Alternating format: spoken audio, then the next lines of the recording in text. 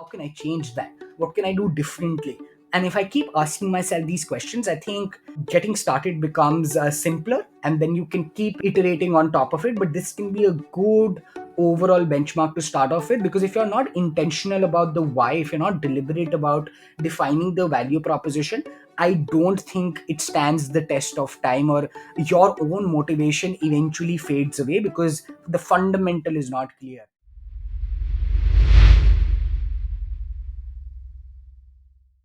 Hello, everyone. Thank you so much for joining us. It's another episode of the Startup Popular Podcast or the Indian Silicon Valley Podcast, whichever you are listening to. I have with me the man of the moment, Jivraj Singh Sachar here. He's just completed 100 episodes of the Indian Silicon Valley Podcast.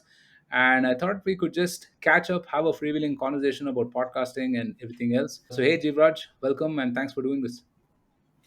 My absolute pleasure, Roshan. Thanks so much for inviting me. I mean, none of this would have been possible without your support as well, because I remember our first conversation, which happened almost abruptly to us having more subsequent conversations, having that one group, and it's been such a pleasure to observe how you've built your podcast and have you as a supporter through the journey. So thanks a lot for that, and yeah, it's super to have this. I mean, eventually, finally, we're doing this so that all of those hidden conversations come out, and hopefully some people who are thinking of starting a podcast can take that leap of faith and give themselves the best gift there is, because I feel podcasting is the best thing that happened to me, and it's great to be doing this. Yeah, I could not agree more. I think everybody should start a podcast. The value of it is, on multiple different axes itself, right? We'll go into some aspects of podcasting, but Jivraj, I want to understand, how did you get started? I mean, I kind of know the story, but take Yeah. me back to, 2020, is it when you started? Yes. 2020 is when I started, and this was during the pandemic. And I always wanted to, I still do want to build a company someday. And I always felt that I was at a disadvantage coming from Kolkata, not being a part of the ecosystem, did not have an engineering degree, so couldn't really build stuff from scratch while tools existed, and trying to cover up for that. I always realized that okay, I want to learn before I build. And also, I joined a company where I wanted to build, but that didn't play out too well. But I realized that one of the best forms of learning was through absorbing content. And when I realized that okay, my kind of content was sort of out there, but not completely out there. And what do I mean by my kind of content? What does a 20-year-old something in the startup ecosystem today want? They probably want to understand how startups get built in the country contextually, instead of having just the information of what is being built. While the what is pretty clear in the ecosystem, very often the how and why gets missed. And I wanted to bridge for that gap very candidly and almost naively. It was born out of curiosity, right? I didn't know any better at that time. It felt like something I would learn from, I would grow from, and I thought there would be more people like me who would like to absorb such content. And thankfully, I took that leap of faith and started there. So I think just being very clear as to okay, what was the white space I was targeting, and not just being driven by some random reason. It was something that, yeah, I guess helped me continue, and majorly curiosity to how startups are getting built in the country, because I felt that so much is happening, but I know very little. And to bridge that gap is why I got started. And yeah, it's turned out to be such a great decision. Yeah, no, I think that why has to be really sincere, right? Because we've discussed this often. I mean, we both have day jobs, and you're pretty beaten down by 7:30, 8 in the evening, and then you're doing this podcast. I mean, you have to be enthusiastic about it, otherwise you wouldn't really go ahead with it, right? And it's been about 2 years of hustle for both of us, I would say. So yeah, I mean, the why is super important. Also, I think, I mean, if I can speak for the both of us, right? I mean, I don't think we knew 2 years back that we would do 100 or 170 episodes, right? I don't think that crossed our minds at all, right? It's something that organically builds up. It kind of becomes your lifestyle. And I started for very similar reasons, because I would often notice that the startup media, when it covered startups, it would either be unbridled enthusiasm or crushing cynicism. Either everything was amazing and it was all candy and rainbows and sparkles, or it was absolute shit, right? And there wasn't any executional wisdom out there. I mean, there wasn't wisdom to tell you stuff like, hey, how do I go from 0 to $100 million in sales? or how do I operate in fintech with all of the regulation, or how do I hire a VP of engineering, for instance, right? I mean, all of these things. And I've been in the startup ecosystem now for about 14 years, and I have seen the Indian startup ecosystem mature a great deal. 14 years back, you could hardly put people in a room together that knew some of the answers to these things, right? Today, I mean, I think again, the both of us discover so many insights on every damn podcast that we do, right? I couldn't agree more. I still believe that media does a great job at information, but Yeah. there needs to be more people who bring out insights and learnings and true Analysis. knowledge. And yeah, exactly. And that is so important. And more people like us maybe can do that job, because there are these conversations happening in silos, in closed rooms, right? But somebody needs to put it out there for people who are not in the ecosystem, right? And that's why knowledge can be such a great leveler, content can be such a great leveler. And I think that's where this plays such a greater role, right? That's what I always wonder, and that's what keeps me going. But interestingly, I wanted to ask you this, and I had like a very benchmark sort of a thing, right? I definitely never thought I'll reach 100, and I was telling my parents the other day that, like, I've reached 100, but it doesn't feel, I mean, it feels like, okay, wow, like, how did I even get here? But it also feels like I ought to get here, because I mean, it feels like a lifestyle. I couldn't go without Yeah. publishing an episode on Sunday now, right? It doesn't just feel right. I mean, doing something else feels wrong now. But I want to understand from you, what was your litmus test, right? For me, it was like, I'll do this for 6 months, I'll see what happens after that. But for 6 months, I won't question myself, and I'll just focus on the process, love it, figure it out, right? Did you have anything of the kind? When did you know that this, okay, this is what I'm going to do? And you do like 2 episodes a week, and you have this entire team, so there's more time devotion, maybe like on a relative scale. How, when did you know that, okay, this is something I definitely want to keep on doing? For me, it was like starting off small and then reevaluating at a data point. Right.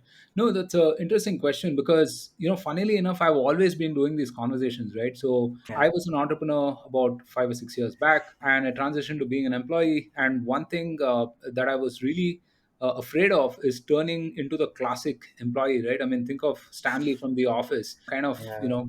checking out at 5 p.m. and there could be a fire in the building. He couldn't care, right? I was really afraid of that. And the way that I kept that Kida alive was to talk to a lot of founder friends, and I would have these Hmm. conversations over the weekend. I would meet them for chai, coffee, whatever it is. And of course, COVID happened, and all of these conversations, all these meetings came to an end, but I continued them on like Zoom or call or whatever. And I think the light bulb moment was just realizing that, hey, I mean, all of these insights, I mean, more people should hear about it, right? I mean, if I'm talking to this amazing person, why am I not like surfacing these insights for 100 or 1,000 more people to hear? I mean, and so, I mean, it wasn't one moment really. I mean, it just became part of my lifestyle. I think it's just something that I absorbed, I would say, right? But actually, to summarize this part of the conversation, right? I mean, Jivraj, for someone who is planning to start a podcast, how do they find the why, and how do they find that niche for them to sort of explore and build upon?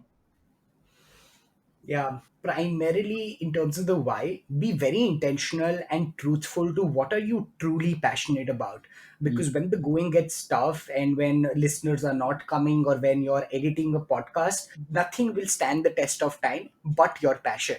So Yeah. if you're not genuinely passionate about something, and it could be different ways, right? And you could be generally passionate or just generally curious about a bunch of things. It could be philosophy, psychology. Choose the subject according to what pleases you. Don't fit the norm, right? I didn't think a lot about, okay, am I genuinely interested in startups? I've never worked in one, I've never been a part of the ecosystem. Will I be able to pull it off? Don't Mm. put guardrails to yourself. But if you're truly passionate about something and truly love it enough to dive deeper into it, just go for it. I think that should be your litmus test, and sit with yourself. I think inevitably, if you sit with yourself and you can observe patterns. For me, what was clear was I could go hours and hours to absorb entrepreneurial content, right? I've looked at these Y Combinator videos, Masters of Scale, 20-minute VC, and I knew that, okay, if I can consume as much, I could probably do a decent job at producing it as well. But once you've figured out that somewhat subject that you're passionate about, I think be very intellectually honest to yourself as to producing something unique, something that provides differentiated value to somebody listening. because I often wonder that, podcasting is so challenging because you're not selling a commodity, but you're literally fighting for mind space. And what are we most short of, right? I mean, even before this call, what were we talking? We don't have time. Nobody has time today. Yeah, So if I'm expecting even Roshan to like listen to my podcast, and if I can't be honest to myself in genuinely putting in that value, effort, and all of the other things that are required to make it worth his time, then I probably wouldn't be able to do a good job at it in the long run, right? Because I don't want to end up replicating something else, because that doesn't help anybody, including myself. So I think the second part of being true to yourself, of identifying what differentiated value you provide to somebody else, mm, is the second part of knowing what niche to develop or what area to focus in. But the first part is just boiling down, okay, this is the subject matter I want to discuss, or subject matter that I want to dive deeper into. How and the form factor and all of that can be decided by what is the differentiated value you provide. For me, for instance, it was long form, in depth content on strategy, on how to build a company. Very simply, right? How do you build a company in India is my mission statement. I want to make Indian Silicon Valley the largest repository of content for anybody who wants to start a company today. How can I make that happen? Then you dive deeper. That's the broad thesis, right? Then you dive deeper. Okay, what is media not doing a great job at? How can I change that? What can I do differently?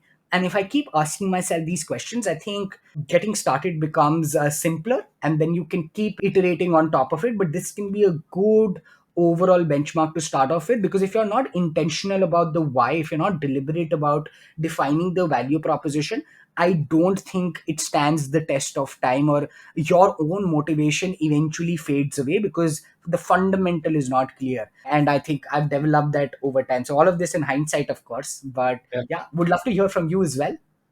Yeah, I think you have to start at the intersection of what you like and what you know. And that what you know is always a work in progress, right? I mean, no one can really know everything. And in fact, I think podcasters should kind of know something and not really, because then you want Yes. to explore more, right? And then when someone opens up all of that treasure trove of information, you want more, right? You want Yes. more and more out of that person, right? So I always give the example of Joe Rogan, right? I mean, he interviews, I don't know, God knows how many different people. One day he's talking to a neuroscientist, the other day he's talking to an astrophysicist, the next day he's talking to an actor, he's talking to an MMA guy, a comedian. One person cannot be all of these different things, right? But if you observe Joe's style, he kind of knows some things about each of these different domains and crafts that, I mean, that perhaps a lay person will kind of relate to, right? The average listener to a podcast is not an expert on one thing or the other. I mean, there will perhaps be one out of 100 who's an expert, but the average listener is just like yourself, right? And really, I mean, taking that listener on a quest to understand more is the podcaster's etiquette, I would say, right? So yeah, I mean, that's a pretty interesting thing. I will say, I mean, the one thing that I really appreciate about your podcast, Jivraj, is the founder stories that you bring up, right? I mean, which is I think superb, right? Really, really amazing. Your ability to dig deeper, find those values that made these people successful, because entrepreneurs are freaks, right? Founders are freaks. Like Steve Jobs said it, right? I mean, you have to have that passion. Otherwise, if you're a rational person, you'll kind of give up because it's too hard. And there are easier ways to make money, easier ways to live a good life, whatever it is, right? So I really love how you bring up founder stories, and I think that is the differentiated value proposition that I see in the Indian Silicon Valley podcast, right? And these folks are from so many different diverse backgrounds as well, right? So which leads me to the question, right? How do you pick your guests? How do you pick your content? How does it all come together? Yeah, so I think curating is one of the greatest things that a podcaster can do, right? Because I mean, you want to be a listener, you want to be a lot of things, you want to be a great host, but the pre-podcast prep is perhaps one of the most important things, and I guess it gets missed very often on, and is often also misunderstood, right? Because people think of preparation as, let's say, theatrism, right? Like you make it theatrical, but you're not doing that. I think it's not being natural in a podcast and being prepared are not two mutually exclusive things, and we often think of it as Yeah. mutually exclusive for some reason. But the way I do this, and the way I recognized why I want to do this, more importantly, is that I wanted founders to also recognize that, okay, this is something more than just a natural conversation about why they started, right? Fortunately or unfortunately, most founders are attuned to the same story and same song over and over again because they've said it multiple times, especially some of the mature ones. Now, how do you derive deeper insights? You have to really go and know your stuff about them so that you can push it a step further. So, as a rule of thumb, I try to ensure that if I'm hosting somebody, I will do a lot of research on them. I'll watch almost all videos that they have been a part of in the past, be it interviews, keynote sessions, press releases, whatnot, right? All of that I'll look into and then curate a set of in depth questions that are derived from the same content that they've actively published but not gone deeper into, and which I feel can help demystify how they built their company. And I feel therein lies the sweet spot. Now, how do I go about finding these people? I think internet, again, as we all know, is a great leveler, and I thank my timing, right place, right time is a cliche thing to say, but I mean, both of us started a podcast when Indian entrepreneurship was on the brisk of like blowing up. 2021 was by far the best year, and although it's unfortunate when we are talking and people are talking about a downturn, whatnot, but starting a podcast in 2022 on entrepreneurship was probably the best thing to do because 2021 was Yeah. the best year, right? So more people were available. Also with COVID, I mean, if there was one advantage of this bad crisis and human crisis which went wrong, it was that people were freer because they had more time and they suddenly found themselves at home, and they also wanted to talk to newer people, and I leveraged that. So being a true student of Indian startups is what helped. I could be always on the lookout for new content and at the same time new people to host. And when I knew I wanted to host somebody, I would be super prepared when writing to them, and I would leave no stone unturned. So if I want to host somebody, I'll approach them on Twitter DM, on LinkedIn DM, on Instagram DM, on email, and I'll keep following up with them until they say no. Of course, respectfully, and not invading their privacy or not being Yeah. disrespectful in any This is way. not this is not a green light for you to be a creep, whoever you're looking. Exactly. I mean, don't just bombard people with messages, but if you do it fundamentally right, I mean, if you just Yeah. strike the right chords, eventually founders are people, right? We can tend to blur that line, think of them as celebrities, and I'm also a fanboy of Indian founders.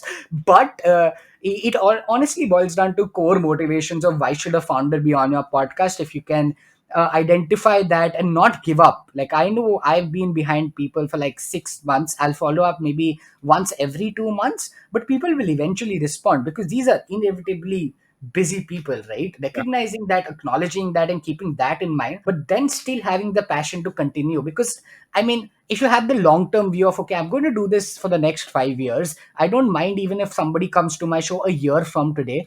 I will inevitably write to somebody. But the moment I think to myself and give up and be like, okay, this guy is busy, he's not going to be on my show, I want him on the next month, he's not waiting to be on anybody's show, or he or she, right? So, long story short, the good framework, I think, identifying guests is, of course, some amount of just being a student of what you're trying to do. So you catch these unknowns, right? I realized that I was consuming so much content that I would almost know after a point that this founder is to be found on Twitter better. That founder is to be found on LinkedIn better. That founder is an email freak, so he will definitely look at my email. The rest is upon me to make it attractive enough for him, for it to incite a response. So all of those things. Then also a bit of process. Like, I'm a process freak and I maintain a proper, call it a CRM or whatnot, right? I maintain a proper Notion document to understand which ones do I want to follow up with, who are the people I want to host, who are the people I've not hosted as of now, and things like that. So combining that true passion, a bit of just hustle, perseverance, and just like patience, along with process, goes a long way. And I think that's worked out really well for me. And just ambition there, right? Like, don't count yourself off. I see a lot of people just starting up be like, why should somebody be on my podcast, subconsciously, right? We don't often say it out loud, but we feel that, okay, we probably not, or at least I used to feel sometimes, if somebody's not worth, this might not be worth their time. But I eventually realized that you have to just be ambitious, right? And if they feel that it will be valuable, only then will they come on anyway. So recognizing that and going all in is my mantra. Yeah, you have to take your chances for sure, right? So, Jivraj, what was the longest time a founder or someone on your podcast took, from Yeah. when you first approached them to finally, they're saying, yes, okay, I mean, yeah, to hell with it, I'm going to give you this opportunity to talk to me. 10.5 months is the one that comes to mind, and almost like a year. So, I mean, the founder said no at first. Then 6 months later, I approached him again, and I was like, I've done this much in the last 6 months. Why don't you think about it again? And then he finally agreed because he loved the fact that I came to him again, and he was like, we'll give it a shot. And it turned out to be one of my best episodes. And for one of the other one, it was a year where I never got a response from the founder because he was keeping busy. But then eventually, a couple of months later, I think 7, 8 months in to the first email, I got a response from their PR team stating that, okay, we've seen your podcast, it's grown really well. You've been messaging him as well. Why don't we do this, right? So, yeah, it's been truly gratifying. In hindsight, I could have done better things to reach there faster. I mean, asked for an intro or things like that. I was telling somebody, after a point it almost became like a, I don't know, some hidden pride or some hidden joy in pursuing people for months. But somebody was like, make life easy for yourself and Yeah. just ask for an intro. Why don't you do that? And now I try to do that more often because I've realized that maybe that might be worth it. But yeah, I think 10.5 months is definitely the one that strikes, and that 1 year one as well. But it's been so much fun. I mean, best episodes also. I it was worth the wait, I can tell you Yeah. that. So I think for one of anyone those, listening, don't give up. I think one of those episodes was Kabir of Dunzo, right? Kabir was there. Rebel Foods was the one for like ten Oh, and a yeah. half months. I hosted Jaideep, and Vasant of Small Case. It took me a long time as well, almost a year. Like I'm not sure about the exact timeline, but it took me a large amount of time. Yeah. So for me, I have similar, right? I mean, I at any point of time, I'm probably reaching out to three or four of these founders because obviously, your schedule and their schedule doesn't sync up, right? Exactly. And for me, I mean, when I have to put out, let's say, roughly two episodes every week, I have to plan a great deal in advance, and I use cold reach outs, email, LinkedIn, Twitter, sometimes all at once. Right? In Yeah. fact, a lot of times all at once, and multiple follow ups and so on. But yeah, I mean, I do feel warm intros help a great deal, right? I mean, if you know people and then ask them to connect you, especially, I mean, if the person has been a guest before on the podcast, right? So for me, I mean, I interview primarily seed, series A, series B type of founders. So these are slightly more early stage founders. And so, I mean, I ask my guests straight up, actually, hey, who would you want me to host on the podcast? And, they usually have three or four names, and that's how I kind of select guests and whatnot. But sometimes, I mean, it's also a certain curiosity, right? I mean, for instance, I wanted to really understand what's happening in EV, and I happened to speak to a couple of folks on EV. Spoke to the founder of Bounce. I spoke to another founder of the startup called Power Global. They're building batteries, pretty cool. And sometimes, I wanted to understand some core science innovation, so I spoke to a couple of founders there. So it's also like chasing my own curiosity in that sense, and also leveraging some of my background, right? So I mean, I work in SaaS, and I talk to plenty of SaaS founders and know plenty of SaaS founders, and these folks are really the kindest folks. And yeah, I just reach out, and they're happy to be on the podcast. And also, I think, from both our perspectives, now that we have the 100, I think it's a lot more easier, right? Than episode number 5 or something, right? So it's a lot more Absolutely. easier. And best is, when someone says that I've already been following your podcast, Yes, yes. that's No amazing. other compliment beats it. Yeah, I mean, I've come across your podcast, listened to it. I Yeah, mean, I loved that episode, and I don't think anything beats that for sure. It's yeah, so true. I think a point to add there is just to add more science to, how do you go after the guests for anybody who's trying to curate this, is maybe having some sort of perceived notion to what your listeners want to hear. You may not have like a complete idea, and you can go out there and figure it out as well, make it iterative like a startup founder would do, but to the degree. So somewhere in the middle is a good combination where you have some amount of foresight to, okay, this is something that will work well on the podcast and has not already been covered, and how can I then backtrack the right kind of people, to the point that Roshan mentioned about following your curiosity, that can be more mingled with what is the foresight for the podcast. So doing an entrepreneurship podcast, I knew I wanted to host people in terms of culture, people from different backgrounds, be it gaming, deep tech, SaaS, consumer, fintech.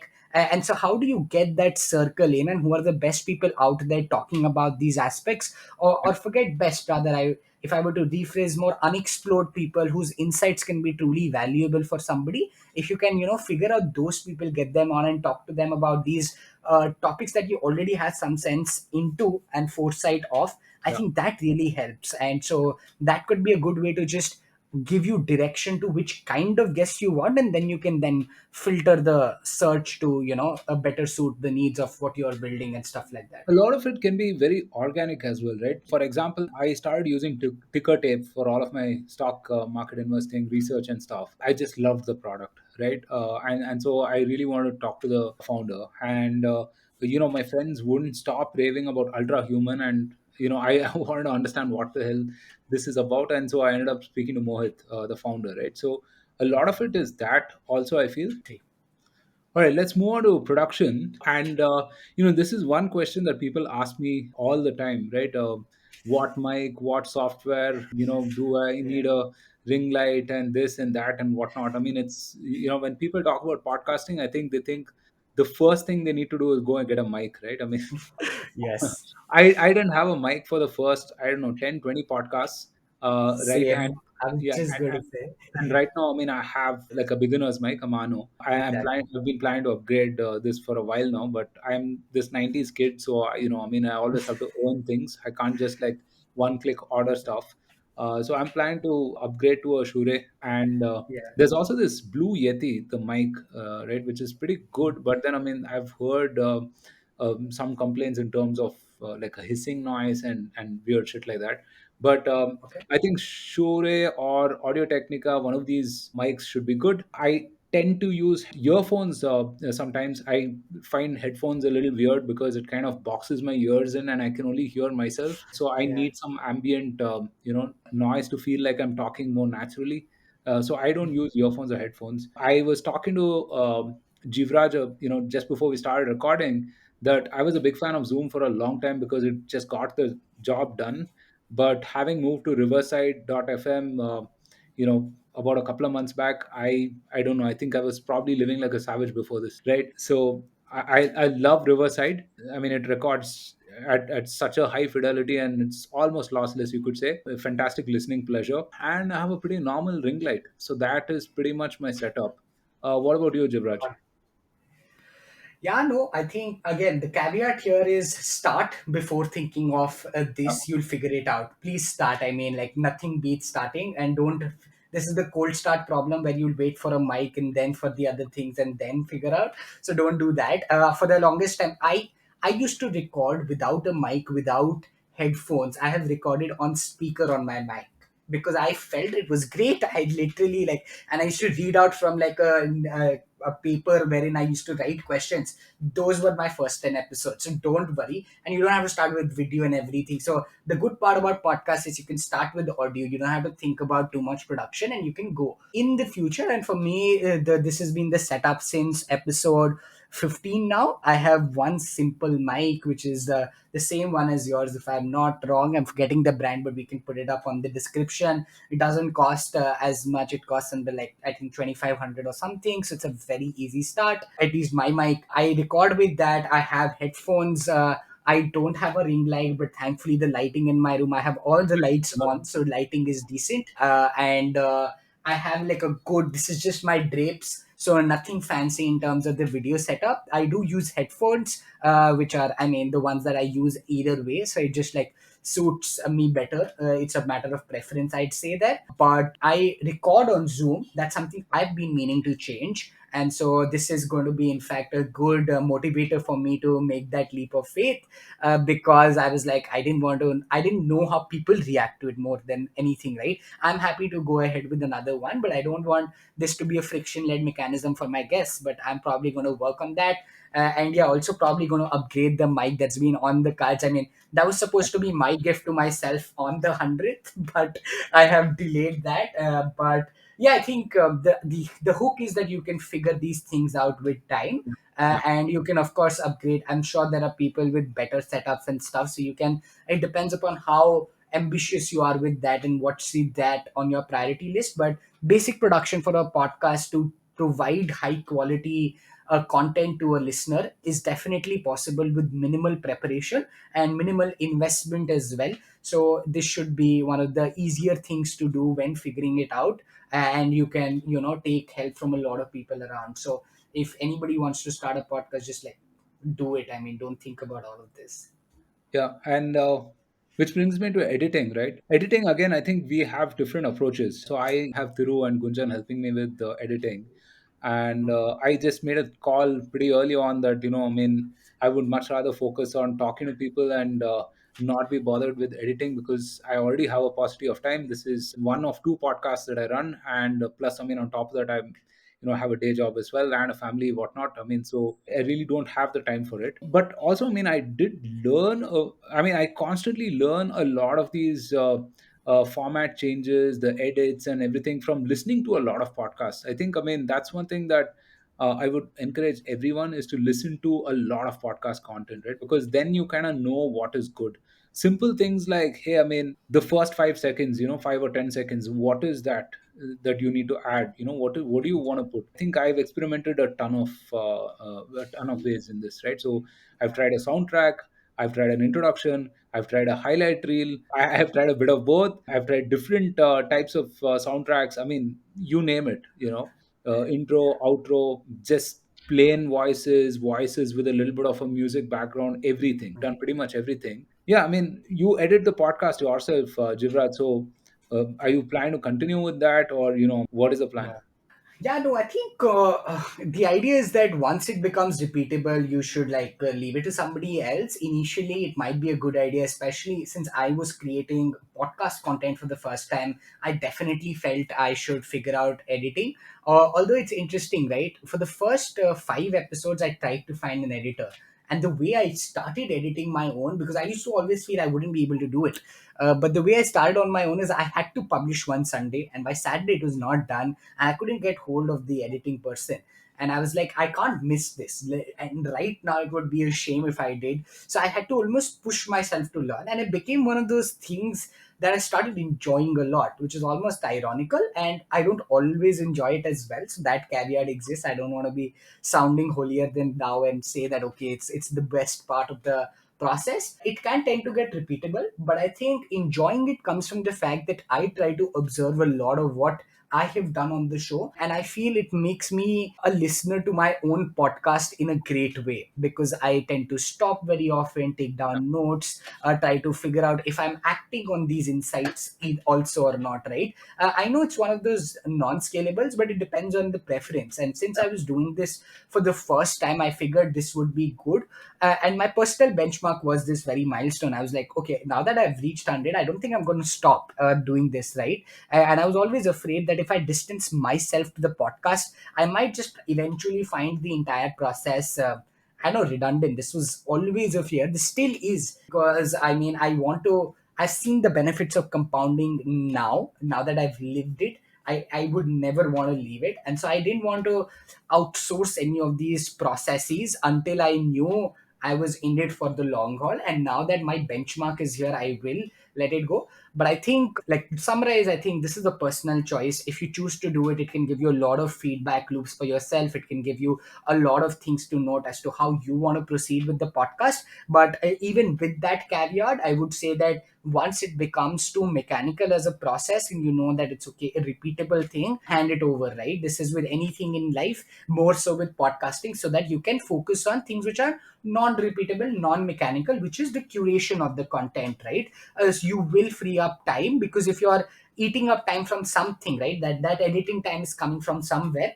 you can always look at it from that opportunity time more than anything else, right? What is the time lost in editing that you can make up someplace else? And that's the lens that I am applying right now. That's my caveat on editing, but you can do it yourself. And also, not that anything fancy is required. The way I edit is very simple. Like, there's an intro, outro, outros now standardized. I used to record intros and outros separately. I've done summaries at the end and stuff. I realized that that was not scalable after a point, so I had to cut down on the outro. I still do a unique intro to everyone, which is a standard one. I played around with multiple as well, but realized that my sweet spot is giving a detailed introduction. I do a more longer introduction than most people, I feel, but I do that because I don't do that during the conversation, and I feel that's the combination I achieved at.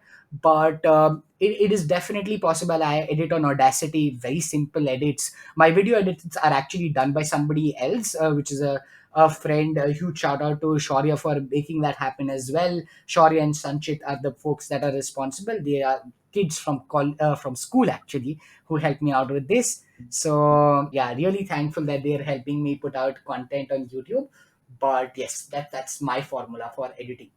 Yeah, no, that's interesting because I hated listening to my own podcast, but it's something that I had to develop really. I mean, and these days, I mean, I probably listen to my own podcast about a couple of times at the very least, once before it's released and once after, just to not do all of the million mistakes that you do on a podcast, right? So yeah, that's something. Okay, distribution. On the distribution front, I think I think the both of us have kept it fairly simple, right? I mean, we have social media handles. We share on social media. We share on, we distribute on 8 or 10 different platforms. That's pretty much it, right? I mean, if you work with Anchor, I mean, it takes care of all of these aspects. I do feel that somewhere, I mean, your own Twitter persona kind of adds to the podcast as well. I mean, if you are the kind of person who talks about that kind of content anyway, then the podcast just complements everything, right? And I talk about startups roughly 40-50% of the time, I think, perhaps more. And so some of these things, right, I mean, I use my podcast snippets and so on to kind of make a broader point that I was doing anyway. So for instance, I mean, there's been a lot of doom and gloom, and I don't think that it's reason to panic. It's certainly reason to be cautious. And so, I mean, I had this whole bit on the roundup, which we do on the weekends, where we cover news and events from the Indian startup ecosystem about how all of this is just unwarranted panic. I mean, and so I mean, I use that in a thread, right? I know it's a lot more organic. So I think distribution wise, you have to kind of become the podcast, right? I mean, that persona has to kind of overlap, I think, right? Absolutely. Yeah, no, I think that's so true. And I've observed that personally from Roshan, and so much to learn from him, because I think the podcast does not feel like something different to his personality. It just feels like a natural extension of it. And that's a really good thing, because I mean, it also on the podcast then helps you be yourself, right? You don't have to manufacture a different personality when you're on the show.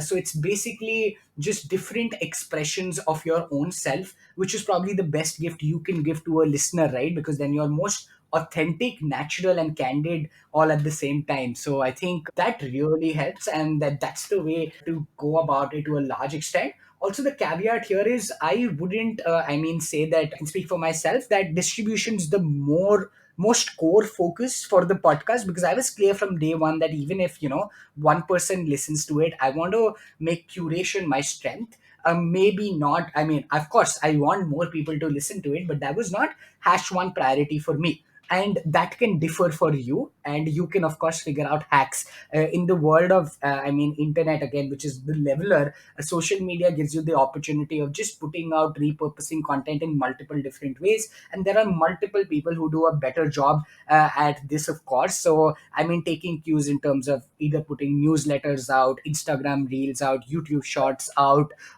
putting out more detailed threads out and stuff like that are definitely better hacks. I would love to in fact chat on this WhatsApp thing that we started, right? I Yeah. mean, I started it as a unique thing, and there are these two hacks that I initially leveraged.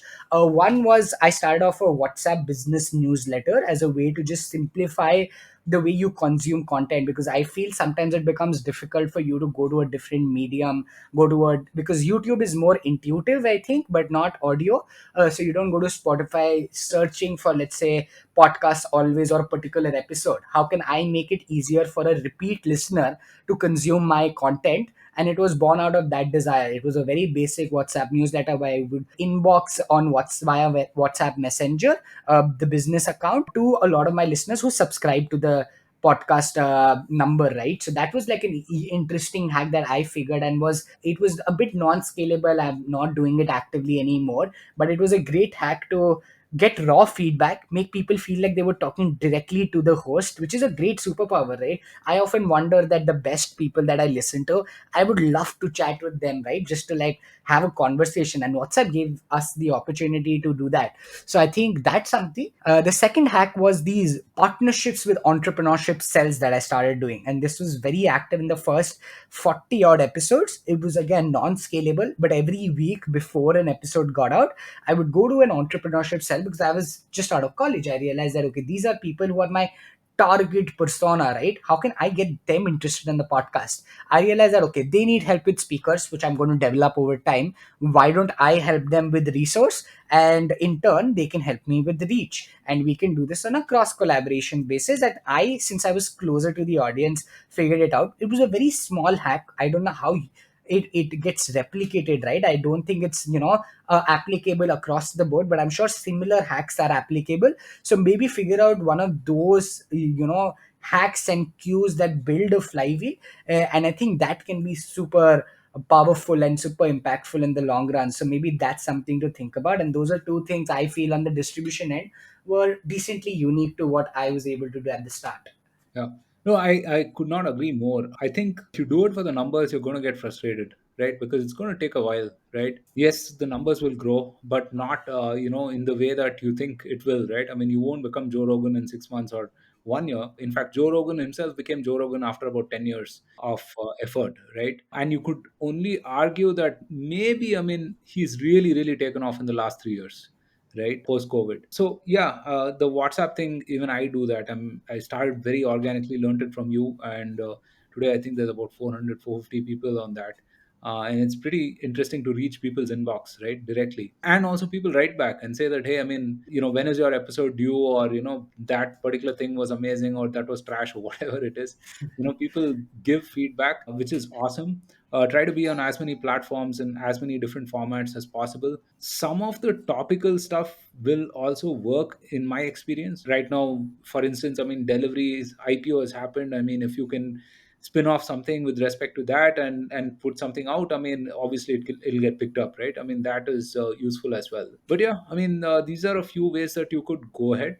The other thing also is, I mean, there is this whole myth that you have to have, I don't know, millions of subscribers to be really impactful or effective, and for it to mean something or be valuable for you. But trust me, I mean, the amount of opportunities that you get with even with a few hundred listens is a lot, right? And again, I mean, these few hundred listens or whatever, right, could be people that are really important in your world, so I think, yeah, I would again double down on everything what Jivraj said, which is the numbers matter to an extent, but they're not the end all be all for sure, right? All right, we're headed towards the end of the podcast.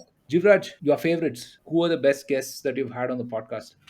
Wow, I'd have to think a long time, but there are a couple ones that I keep going back to. That's been really impactful because I mean, to go back to your own show feels very gratifying. I mean, it's a different kind of satisfaction. I don't know how to express it almost.